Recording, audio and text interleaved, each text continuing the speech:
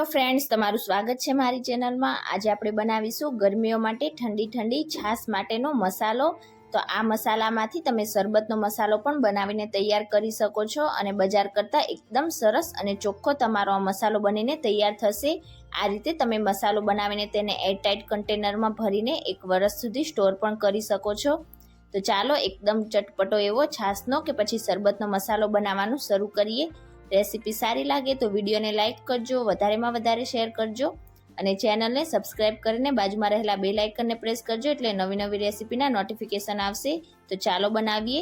તો તેના માટે આપણે પેનમાં 1/4 કપ જેટલા સૂકા ધાણા ઉમેરીશું, 1 ટેબલસ્પૂન જેટલા આખા કાળા મરી ઉમેરીશું, 1/4 કપ કરતાં થોડાક ઓછા અજમા ઉમેરીશું અને 1/4 કપ અને ઉપર 2 ટેબલસ્પૂન જેટલું જીરું ઉમેરીશું। અહીંયા જો તમને ધાણાનું પ્રમાણ વધારે પસંદ હોય તો તમે 2 ટેબલસ્પૂન જેટલા ધાણા પણ વધારે ઉમેરી શકો છો। હવે ગેસની ફ્લેમ આપણે લો ટુ મીડિયમ સાઈડ રાખીશું અને આપણા બધા જ મસાલાને સારી રીતે મિક્સ કરીને તેનો હલકો કલર ના બદલાય અને ઘરમાં એકદમ સરસ રીતે સુગંધ ના આવવા લાગે ત્યાં સુધી તેને શેકીશું। પણ મસાલા બળી ના જાય એ વાતનું તમારે ખાસ ધ્યાન રાખવાનું છે, નહીં તો તમારા મસાલામાં સારો એવો ટેસ્ટ બિલકુલ પણ નહીં આવે। તો મસાલાને શેકતા લગભગ 4 મિનિટ જેવો સમય થયો છે અને તમે જોઈ શકો છો આપણું જીરું અને ધાણા બંનેનો કલર હલકો બદલાઈ ગયો છે અને ઘરમાં એકદમ સરસ રીતે સુગંધ પણ આવવા લાગી છે અને આપણા મસાલા બિલકુલ પણ બળ્યા પણ નથી। તો આ જ રીતના તમારે મસાલા શેકીને તૈયાર કરવાના છે। આનાથી હવે આપણે વધારે મસાલાને બિલકુલ પણ નહીં શેકીએ, તરત જ હવે આપણે ગેસની ફ્લેમ ઓફ કરી દઈશું। ગેસની ફ્લેમ ઓફ કરી દીધા પછી આપણે તેમાં અડધા કપ જેટલો સૂકો ફુદીનો ઉમેરીશું, મિક્સ કરીશું સારી રીતે। આપણા મસાલા જ્યારે ગરમ હોય ત્યારે તમારે આ રીતે ફુદીનો ઉમેરી દેવાનો છે અને 2 મિનિટ માટે આપણે આ રીતે ફુદીનાને ચલાવતા જઈને સારી રીતે શેકી લઈશું એટલે હજી પણ આપણો ફુદીનો એકદમ સરસ રીતે ક્રિસ્પી થઈ જશે। તો તમે જે તૈયાર ફુદીનો આવે છે તેનો પણ ઉપયોગ કરી શકો છો, પણ મેં અહીંયા ઘરમાં સૂકવેલા ફુદીનાનો ઉપયોગ કર્યો છે।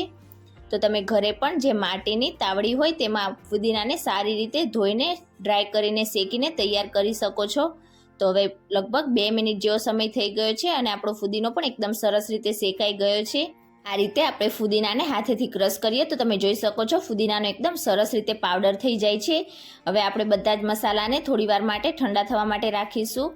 તો લગભગ 5 મિનિટ જેવો સમય થઈ ગયો છે અને આપણે આ રીતે હાથેથી ટચ કરી શકીએ એ રીતનો આપણો બધો જ મસાલો એકદમ સરસ રીતે ઠંડો થઈ ગયો છે। તો હવે આપણે ફુદીનાને આ રીતે થોડો થોડો હાથેથી ક્રશ કરી લઈશું એટલે એકદમ ઝડપથી તે પીસાઈ જશે। અને હવે બધા જ મસાલાને પીસવા માટે આપણે એક નાનું મિક્સર જાર લઈશું અને મિક્સર જારમાં આપણે બધા મસાલાને ફુદીના સહિત ઉમેરી દઈશું અને એકદમ સરસ રીતે આપણે બધા જ મસાલાનો પાવડર બનાવીને તૈયાર કરીશું। અહીંયા તમે જોઈ શકો છો મેં બધા જ મસાલાને પીસીને આ રીતનો પાવડર બનાવીને તૈયાર કરી લીધો છે। તો બધા જ મસાલાને તમારે આ રીતે એકદમ ઝીણા પીસીને તૈયાર કરવાના છે। તો હવે આપણે એક બાઉલ લઈશું અને બધા જ મસાલાને આપણે બાઉલમાં ટ્રાન્સફર કરીશું અને હવે આપણે મસાલામાં બાકીની સામગ્રી ઉમેરીશું। તો અડધા કપ જેટલું આપણે રેગ્યુલર મીઠું ઉમેરીશું। જો તમે સિંધવ મીઠાનો ઉપયોગ કરવા માંગતા હોય તો 1/4 કપ જેટલું સિંધવ મીઠું અને 1/4 કપ જેટલું રેગ્યુલર મીઠું એમ કરીને અડધા કપ જેટલું મીઠું ઉમેરી શકો છો। 1 ટેબલસ્પૂન જેટલી હિંગ ઉમેરીશું અને અડધા કપ જેટલું બ્લેક સોલ્ટ એટલે કે સંચળ પાવડર ઉમેરીશું। તો આ એકદમ પરફેક્ટ માપ છે। જો તમારે આમાંથી ચાટ મસાલો બનાવવો હોય તો તમારે ફક્ત આમચૂર પાવડર આ મસાલામાં ઉમેરી દેવાનો એટલે તમે આ મસાલાનો ઉપયોગ શરબત બનાવવામાં પણ કરી શકો છો। હવે આપણા સંચળ પાવડર અને મીઠા સાથે આપણે જે મસાલાનો પાવડર બનાવ્યો છે તેને એકદમ સરસ રીતે મિક્સ કરી લઈશું।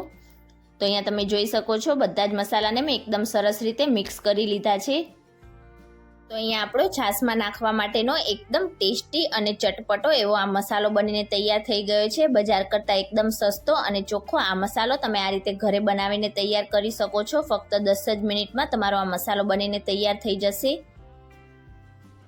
અને જ્યારે પણ તમારે ઠંડી ઠંડી છાશ પીવી હોય ત્યારે આ રીતે અડધી ટીસ્પૂન જેટલો મસાલો ઉમેરીને ઉપરથી ઠંડી ઠંડી છાશ ઉમેરીને તેને એકદમ સરસ રીતે મિક્સ કરી લેવાનો। તમારે જો થોડોક ફુદીનો અને થોડાક ધાણા ઉમેરવા હોય તો તમે પીસેલા ફુદીના અને ધાણા પણ છાશમાં ઉમેરી શકો છો.